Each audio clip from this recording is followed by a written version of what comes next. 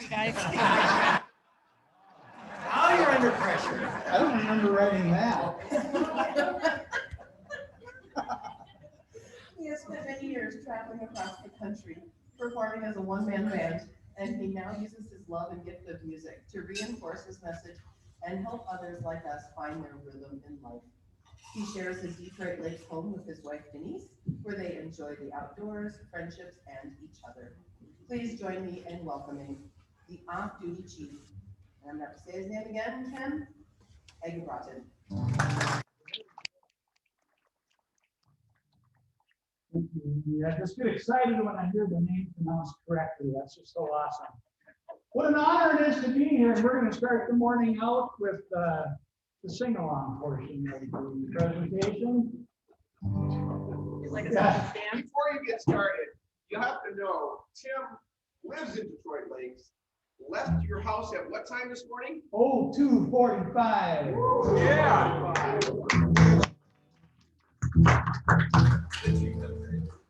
It wasn't too bad.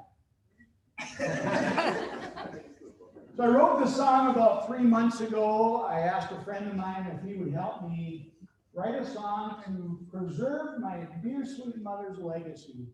My mom died about 5 years ago, and her motto was, I am, I can, I will. And so I called my friend up. I said, would you help me write this song? And we called it, I am, I can, I will. And your sing-along portion of it is going to be, I will. Very good. So it's going to be like this. I am, I can, I will. Sing it with me. I am, I can, I will. All right. Okay, we'll see if the audio works. Crossing fingers. Here we go. Let's.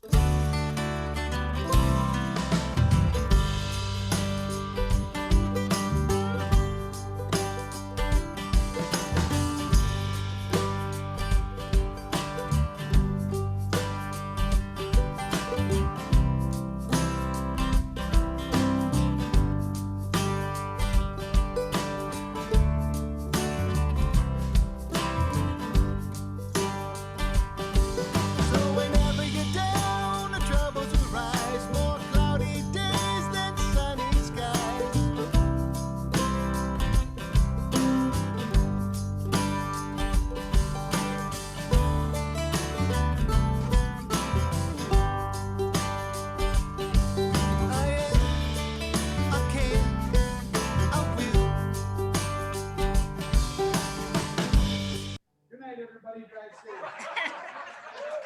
Yeah. We'll do it again next year. Oh, my friends, my mom had that rhythm of life. She could feel it. Think of a time in your life where you could feel your rhythm and your harmony. Things were going great. You felt good physically. You looked forward to going to work. You actually had some kind of a social life. But you could feel that rhythm of life. What about those times, though, where that rhythm or that harmony is just kind of off? We need to do something to get it back again. Find it and keep it. It's a challenge each and every one of us face every single day, trying to find that rhythm and that harmony and keep it. My friends, for almost 28 years in the criminal justice field, I had that front row seat to the greatest show on earth. For 28 years, I got to see true heroes in action. Police officers, firefighters, emergency medical personnel, teachers, doctors and nurses, people doing the right things for the right reasons, forgetting about their own personal well-being and helping other people. For those same 28 years, I had that same front row seat. I watched people do horrible, unspeakable things to children, to senior citizens, and to themselves in the form of drug overdose and suicide. But in spite of that constant daily negative grind, with the help of a lot of different people, and by applying some simple but not easy techniques, those techniques that are on the cards on the table. I stand here before you today, a person who is physically, mentally, and spiritually healthy. And a person, for at least today, who has that rhythm of life. I wanted to be a cop all my life. It's the only job I can remember wanting to be. Kenny and Pat Eggebraaten from Fisher, Minnesota, raised 4 children. They had 3 daughters, and then they got it right. Yeah, the favorite son right here. It was great being the baby of the family and the only boy. Hand-me-downs, not so good. Not so great. But mom and dad raised us to be caring and thoughtful, conscientious. So when I said I want to be a police officer, I bought into that mindset that was going to help people. Didn't take very long, and my 6.5 years right away of working the night shift, and my weekend for those first 6.5 years, my weekends were Monday and Tuesday. And it seemed like everybody I dealt with was either going to run away from me, lie to me, or square up and try to fight me. And so it was easier for me just to divide my world up into us, like the police officers I was working with and myself, and them, pretty much everybody else. The administration, they had no clue what it was like to be a frontline cop. They forgot. My sergeants, they had no clue. The civilians have no clue. Oh, us versus them. And that is not just a police officer thing. I know you are maybe feeling some of that, us versus them. But I was falling into it pretty heavily, and I didn't even recognize it. And I remember pretty early on in my career, my dispatcher got on the radio and gave me a call. And my dispatcher's voice matched my attitude. We feed off the people we hang out with, don't we? And we work with, we feed off of that energy. So yeah, go to the Holiday Inn, check out this guy, figure out what he needs, and move him along. And I'm like, 10-4. I'm a cop. They gave me a badge and a gun, and I'm working the mean streets of Detroit Lakes. Yeah, I don't have time for this. I got to the Holiday Inn, and when I walked into the lobby, it was one of those scenes that is forever tattooed on my brain.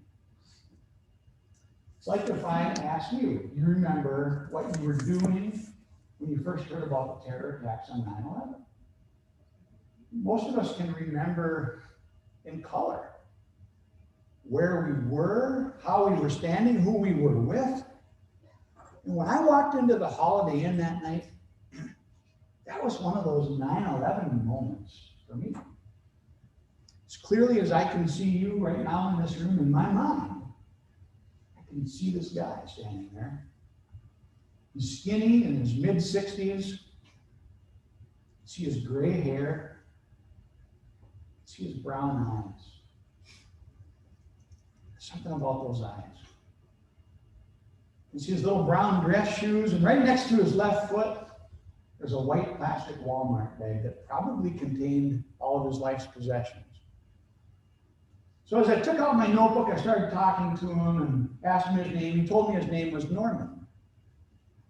Didn't take very long in our conversation for me to recognize that Norman was a little confused. Wasn't a danger to himself or anybody else. But Norman got on a bus in Minneapolis and was on his way to Detroit, Michigan. Because Norman had an idea. He was sure if he shared this idea with Detroit, they would revolutionize the way they make cars. So he had to share that idea. And on the bus trip, a few hours on his bus trip, he saw a sign that said Detroit Lakes. He thought, dang, that was quick. I must be there. So he got off the bus in Detroit Lakes, about 900 miles short of his destination. On this cool evening, he went into Walmart, lost his jacket in the men's room. A good Samaritan saw that he needed some help, so they gave him a ride to the Holiday Inn. At the Holiday Inn, Norman told the front desk clerk he didn't have any money. He didn't even know where he was at. The front desk clerk called the cops. Enter this young police officer that had already started to develop that crust. You know what I mean? That protective layer that we can sometimes wrap ourselves up in so that we don't become emotionally attached or we don't get our feelings hurt. That crust. And Norman, just by being himself, that kind, gentle man, started to chip away at that crust. Now, Detroit Lakes is a community of about 9,000 people. We don't have a lot of infrastructure for a person like Norman. He hadn't done anything wrong. I wasn't going to lock him up. My wife really frowns on me bringing strangers home. And, honey, can you watch him just for tonight? It'll be fine. That doesn't fly. But at the time, we had a Salvation Army voucher system. I said, Norman, I can get you a hotel room for the night. He thought, that'd be great.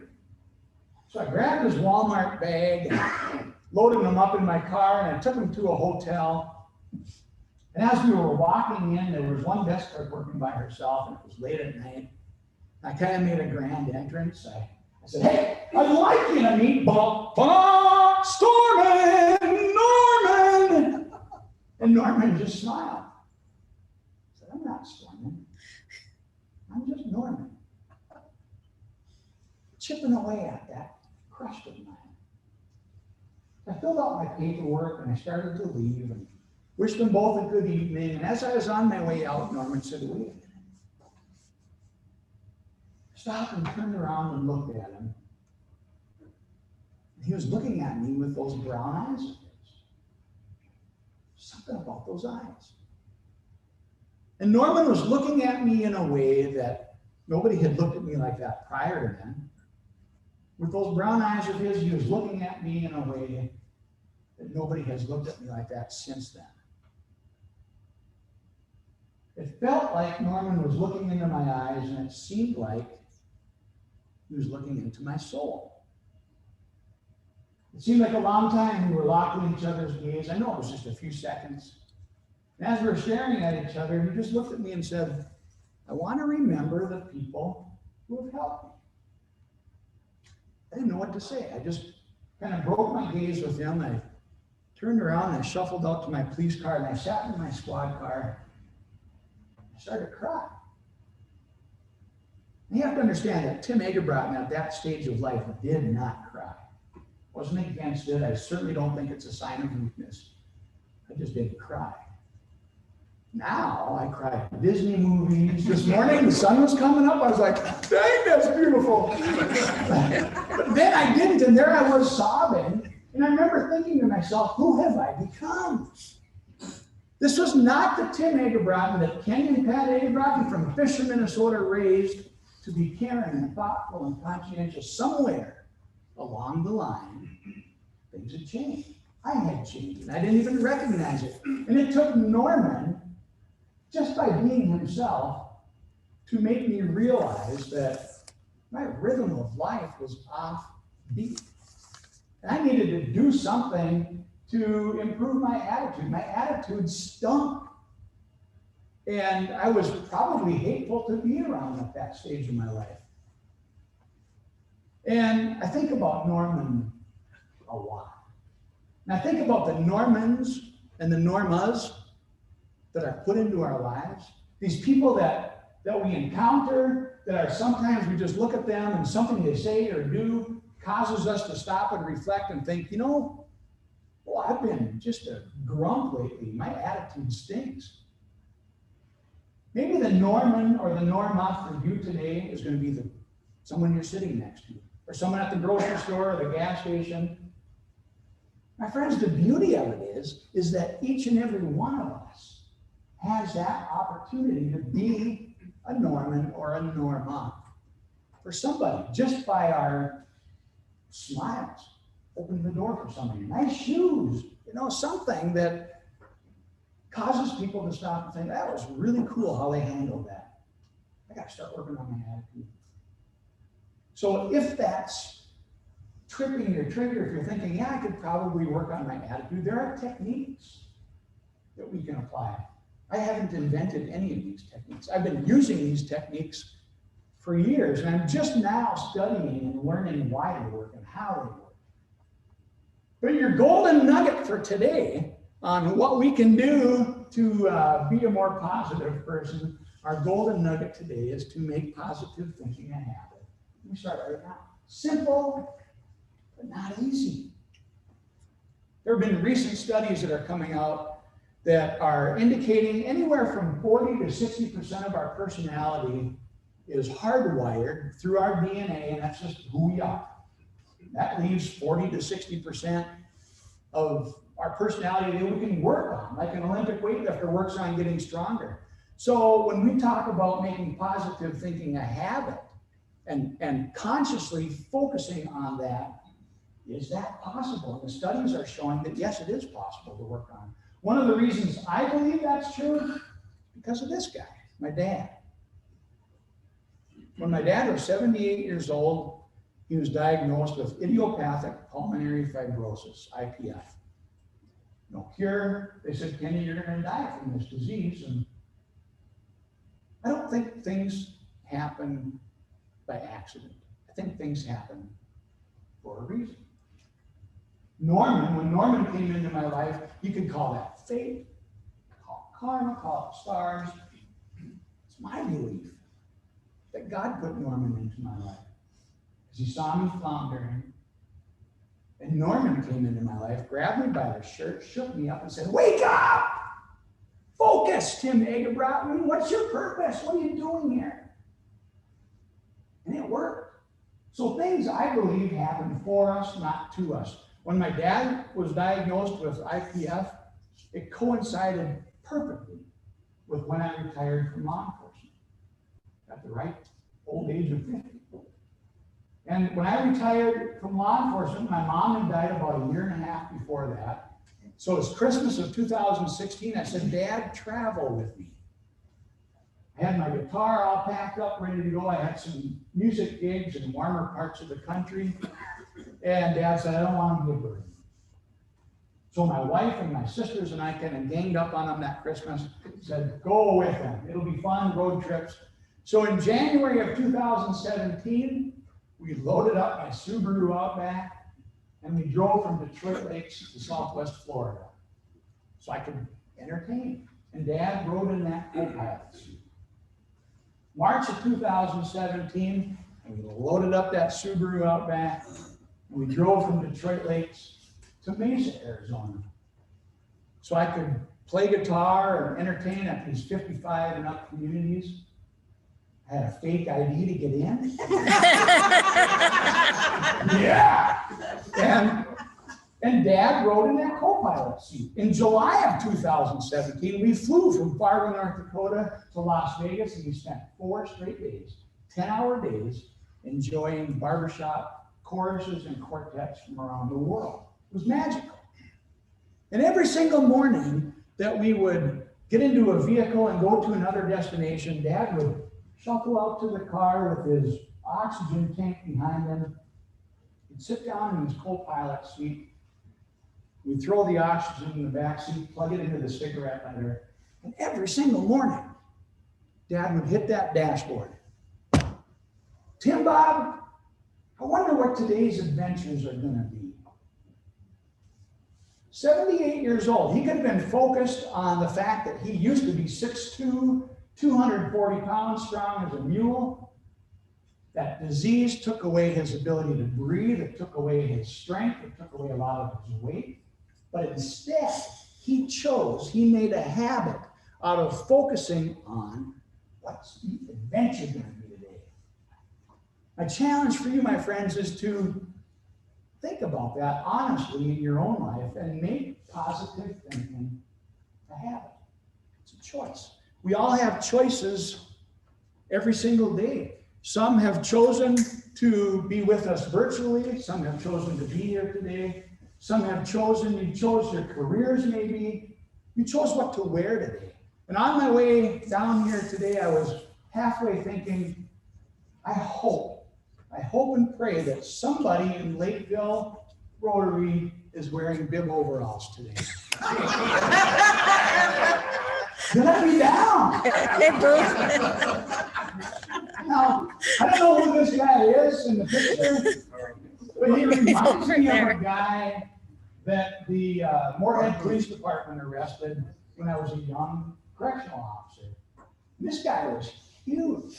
We're talking 6'10", mountain of a man, wearing bib overalls. And I don't remember his name at all, and I always think of Bubba. I'll just call him Bubba, because he looks like a Bubba. And so the Moorhead Police Department brought Bubba in. And as a young correctional officer, my job was to check Bubba's pockets out. Make sure there's no drugs or contraband, weapons, valuables, and I count all that stuff. And one of my choices that I had was whether or not I was going to wear rubber gloves during my search. But the rubber gloves in the late 80s were thick. They had a powder in them. They made my hands sweat and I'd whine. Because when I took them off, the powder would get on my pretty brown pants. So a lot of the times I chose not to wear rubber gloves. And Bubba was really drunk, but Bubba was happy. And that made me happy. That made my job much better. So Bubba came in and Bubba puts his hands on the counter and I'm looking at those bib overalls and they have pockets. They have pockets everywhere. Pockets. So I get in behind Bubba and I'm looking at that mountain of a man and I start doing the Macarena and I'm digging into these pockets up here in the chest and pockets. You know how on bib overalls, you've got a pocket here and a pocket here. In between there's a flap. I swear to you, it looks like a pocket. That's not a pocket. So I'm going in with my gloveless hands, pulling stuff out of Bubba's pockets. And I get to the part that I think is a pocket. It's not a pocket, and I go in. And not only did Bubba make the choice to wear bib overalls when he woke up that morning, Bubba said, "Today's a good day not to wear tighty whities." So I'm in there touching things I really should not be touching. And Bubba made a crucial decision, a choice in his attitude.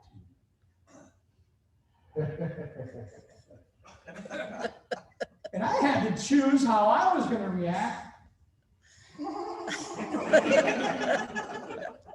And I choose to share that story with you because I recognize that whole incident for what it was. Disgusting. Horrible. But it's kind of funny, and it's a great reminder that, don't take yourself too seriously, and it's my mother, in addition to saying, I am, I can, I will, she always used to say, never be embarrassed unless you're doing something illegal, unethical, immoral. Don't be. So, my challenge for you, my friends, today is to make positive thinking a habit. Starting right now. I challenge each and every one of you to see the Normans around you and the Normas and be a Norman or a Norma for somebody. So this is the part of the presentation where I say, have a great day. Thank you, Lakeville. And then the crowd goes wild and you guys start saying, One more song. Yes. One more song. With energy. Then I come back on stage. Yeah, okay. I come back on stage and clap. And then, so this is a sing-along. Oh yeah, he's got a microphone, he's gonna sing along. No. Okay. So this is the second sing-along portion of the presentation. Here we go, my friends.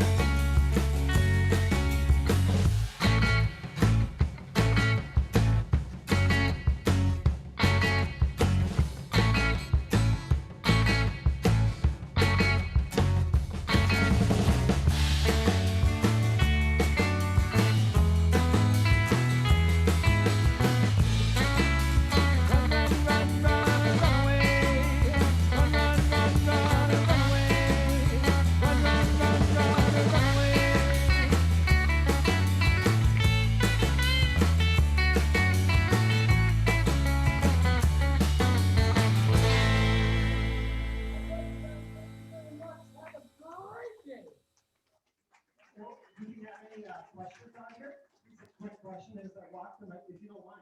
I don't mind at all. You're still on the clock. Well, let's go. And while I walk it over to Chris Casey, hey, Mark Booth, you still got those big overalls? That was fun. Thanks for coming this morning. Like, how many, is this your first in-person gig kind of back, or like, how does it feel to kind of be back and like performing live? It feels amazing, but it's, I think I've done 4 or 5 in person. Some are, a lot are hybrid like this. I went to Missouri about 2 weeks ago. That was my first time on an airplane since January of 2020. And yeah, it's just amazing. You can feel the energy. So people are calling me up. It's like, oh, you know, we're fed up. We're looking for something upbeat. Okay, yep. Looking for a message. Okay, yep. And can you bring your guitar? Oh yeah. And, so it's awesome, and people are ready to you know, have some positivity, and it's just amazing. So It was great to have you. Thank you. Thank you. For obvious music skills, you have a tremendous gift of making a room just brighter with your presence. Would you all agree? So thank you for making the trek down from Detroit next, which is. I have time for one magic trick. One magic trick. Thank you. I won't charge any extra for that. And thank you. And Tim, as a little token of gratitude for you coming here, perhaps you've been collecting these along the way. It's the 4-way test coin. And we will also be giving an honorarium in your name to Treehouse, which helps at-risk teenagers in the Twin Cities. So thank you so much. Thank you. Awesome. I appreciate that. I think, Pastor Paul, it's time to fleece the flock. Do you have a caddy, Master? Oh, Dr. Paul, thank you. I think I owe a dollar for that. Dr. Houston, yeah, definitely, yeah. So today we're going to show you something a little bit different, and then we're going to gather back together at the end. The next 4 times I'm doing Climb Master, I'm going to walk us through the 4-way test. Now, without looking, close your eyes. What is the first part of the 4-way test? Say it out loud. Is it the truth? Wow. Is it the truth? And you're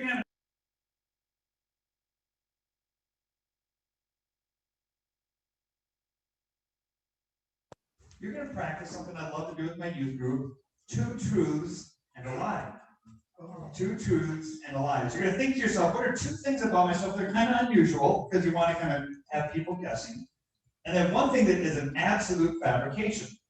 Now, in case you watch a lot of fake news, let me explain what the word truth is. Truth means accurate, non-fictional, and factual. That's what truth means. It comes from etymology. You know the term hypocrisy? The Greek actor hypocrisy was under the truth. You put on a mask, you did falsehoods, be accurate. So to be truthful means to be accurate and factual. So find 2 things that are accurate and factual about yourself, and 1 thing that is not so factual. And then you're going to round the table, and you're going to share and guess the things that are factual or not factual about your friends you're sitting with today. Then we're going to come back together. And each table is going to get to pick 1 person to share with the large group. All right? 2 truths and a lie. 2 truths and a lie. Go to your tables and work on it.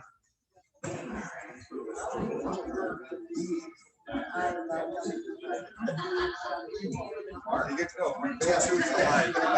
Oh, all right, we want to chat. Oh, you can't have them do it in the chat. Okay. So for those of you in the chat, Yeah, I heard it.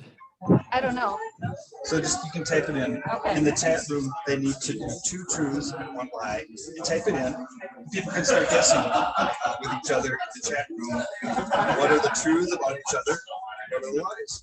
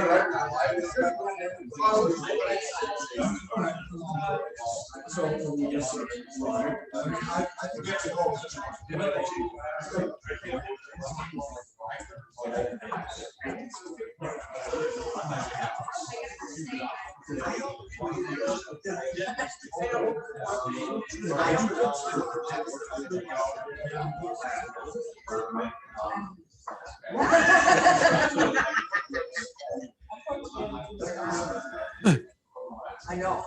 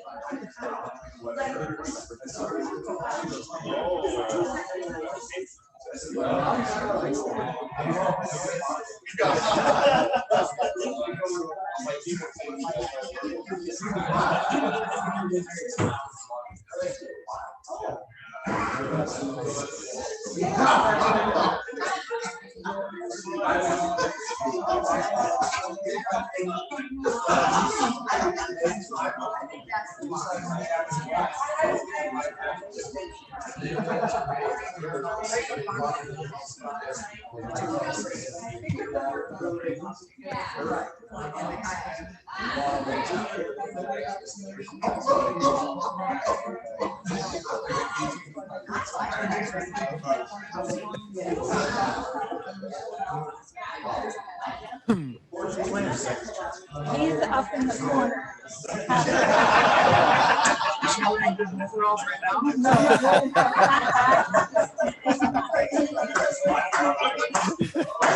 Everyone else speaks.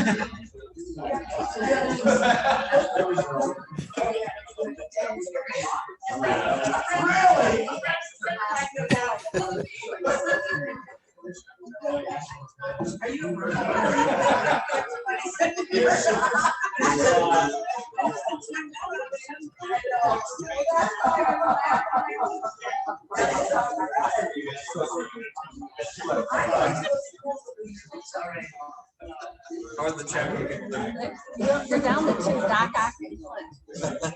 Everyone else failed.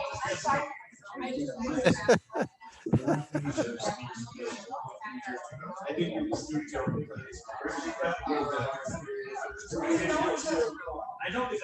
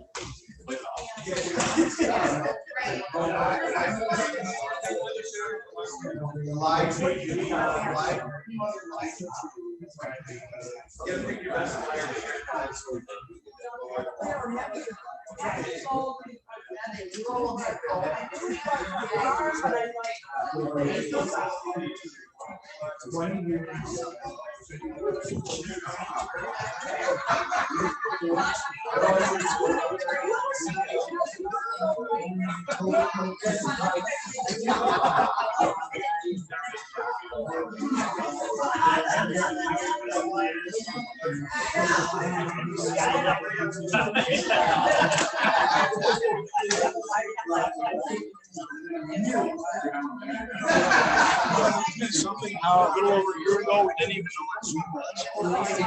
I learned so much. Some of it's good. I mean, like, travel or not have to travel. Some of these businesses, I think, better than the state.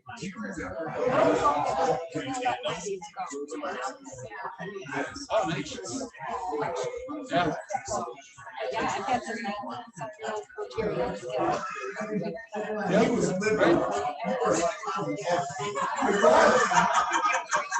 Yeah, it is. So there's a lot of.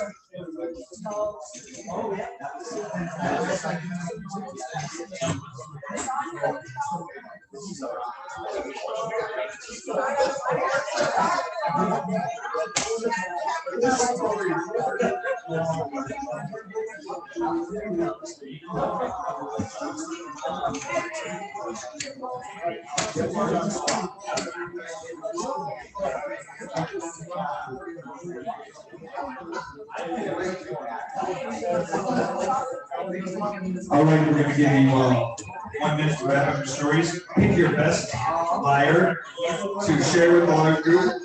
For your 2 truths and a lie with the large group, your best one from your table. And Kathy's going to pick the best liar in the chat room to share. Well, that's gotta be Clint.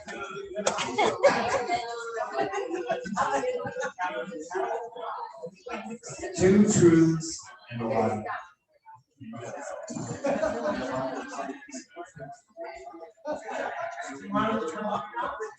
I'll come to you.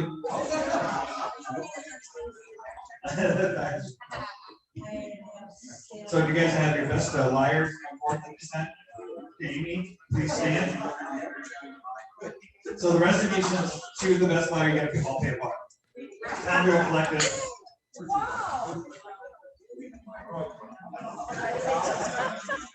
So Amy gets out of paying $1 because she's the best liar at the table. So go ahead and share with the rest of you what you do. That's also good for my profession. Okay, so two truths and a lie. I have a Dalmatian collection at home, a lot of figurines. I have close to 106 of them now. I once swam with 10-foot to 15-foot sharks in the ocean, and I have been skydiving. All right, how many people think Dalmatians? Raise your hand. Dalmatians a lie? Yeah. How many people think sharks is a lie? How many people think skydiving is a lie? And the lie is? I have no Dalmatians or no. So people think you're the crazy lady with 106 Dalmatians, but you're not. Airplanes says by sharks. All right, who's the best liar in this game? Glad it's not my daughter. Here we go. In high school tournament, district tournament, I outrun Marvin Standing to 6'10". I grew up in a family of 14. And my first year of teaching, I had 5 preparations. So the first one is you outplayed a 6'10" guy. Outjumped him. The second is you were a family of 14. The third is you were a teacher with 5 preparatories. How many people think that he outjumped the What's a preparatory? 5 subjects. 5 subjects he had to teach? Yeah, small town. Yeah. So how many think he outjumped the tall dude? Raise your hand. Is that the lie? All right. How many people think his lie was 14 kids? How many people think he taught 5 classes or had to do 5 preparatories? So what's your lie, Lynn? The lie was 14 in our family, 13. Good job. That's great. So who's your best liar here? Everybody else pay a buck. Nancy, our best liar. Everybody else pays $1. Nancy doesn't have to pay any money. She prepares taxes. Ooh.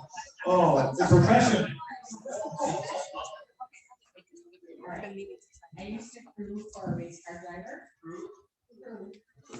I'm bilingual, and the third one is I lived overseas for 3 years. So how many people think crewing for a sailing group is her racing, sorry, is her lie? Raise your hand.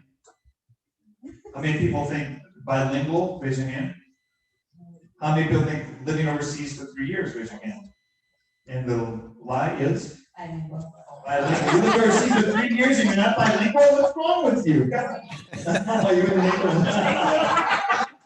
bilingual English and American. Good job. Give a contest. Mine's not even that good. These guys just didn't want to talk, right? Okay, so mine were that I'm the oldest of 4 kids, that I have a master's degree from the University of Wisconsin-Eau Claire, and that my husband and I have been together 29 years. Now we're excited. So master's degree, 29 years, and the first one is Wisconsin. 4 kids, I'm sorry, 4 kids. Master's from Wisconsin. Got it. All right. How many people think of the 4 kids? The lie? All right. How many people think the master's degree is a lie?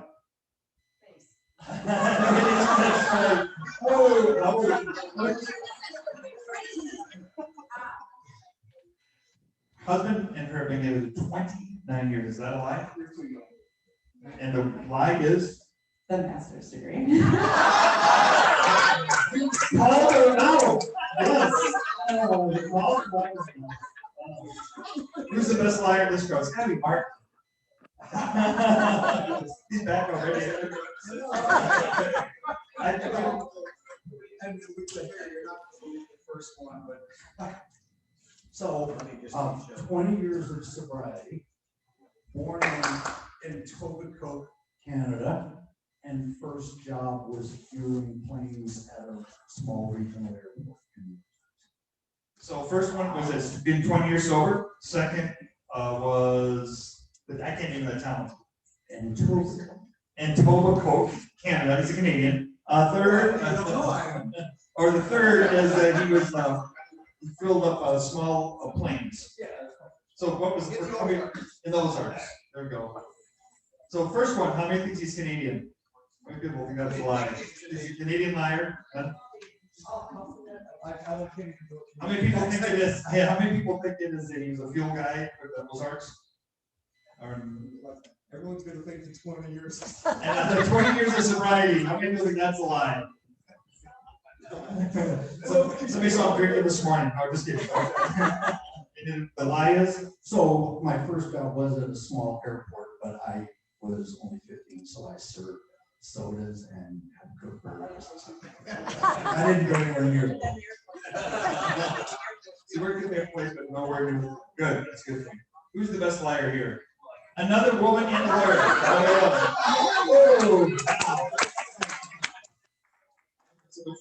Okay, go ahead. All right, so first one is when I was in college, a bunch of friends and I had so much to drink, we ended up buying an airplane ticket and up in Vegas before we sobered up.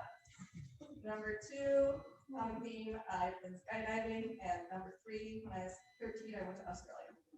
So lie number 1, the drunk Vegas trip. Lie number 2, that she's been skydiving, and lie number 3 was?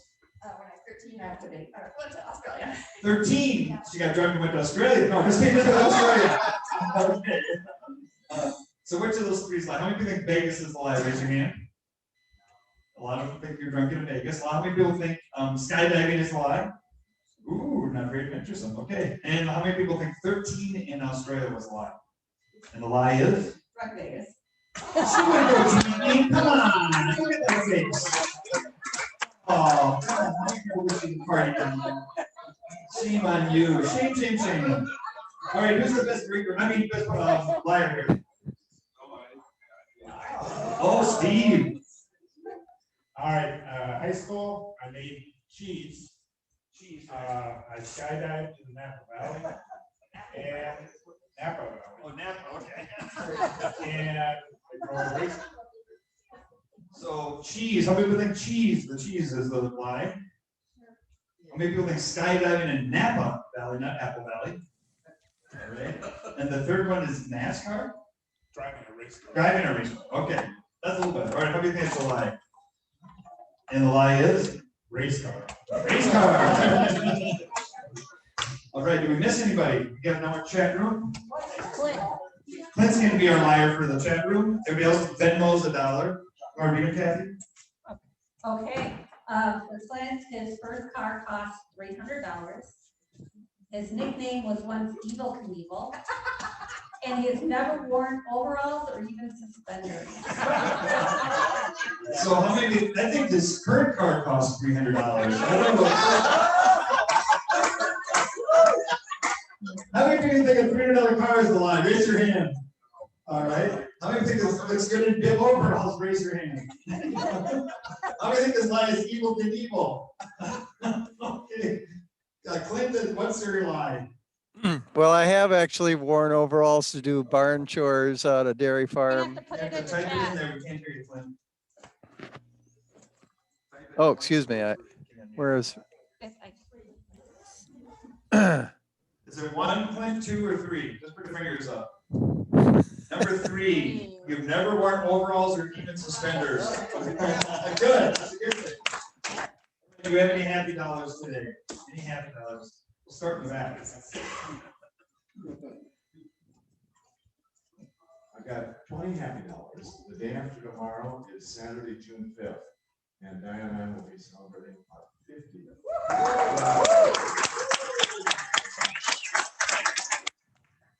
To that, for one of our good liners. I've got a happy 20 for a couple of things. May 14th, I retired. So, and that's when I celebrated 47 years.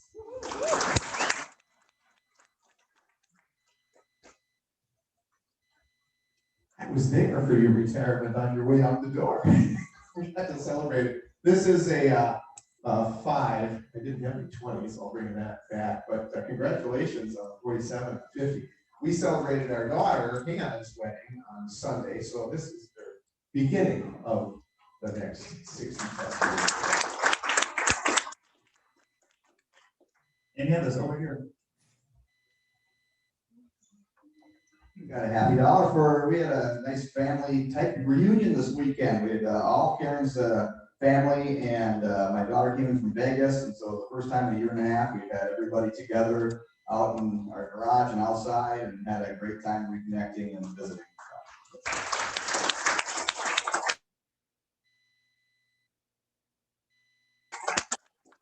4 years this Sunday, on June 6th. So I usually try to do $1 here, but I don't have the correct change, so I'm just gonna put 40 in for 34 years of wedded bliss. So I'm hoping to make it 40, so we good. Ready to pull a number? You got one there? 5. 511. I am. All right, here, yes. This is yes money. That feels rigged. Get yourself for lunch. Mr. President, back to you. Thank you, Paul. And again, love the energy in this room. I'll actually contribute a quick happy dollar too. And thank you to Amy Eggebraaten for continuing to line up these awesome. Now her reign of doing this is coming to an end. We'll find something more awesome for her to do. But she's done in a year. She's came up with great speakers such as today. So thank you very much, Amy, and our speakers. So for conclusion, if we would all rise for the 4-week test, in the things we think, say, and do. Is it true? They'll build goodwill and better friendships. All concerned. There's a quick meeting afterwards.